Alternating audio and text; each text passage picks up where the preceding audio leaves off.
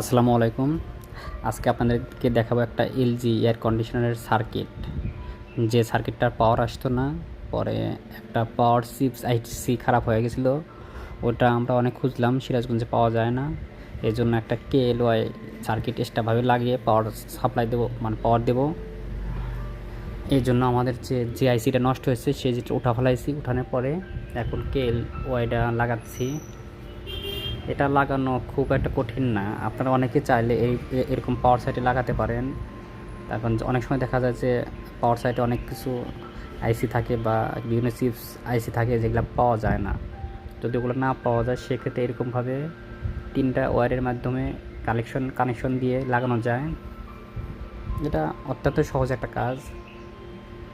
শুধু একটু ইলেকট্রনিক্সের উপর ধারণা থাকলে আপনারা নিজেরাই লাগাতে পারবেন। এটা আসলে এটা লাগালে দেখা যায় যে অনেক সার্কিট বা অনেক পাওয়ার সাপ্লাই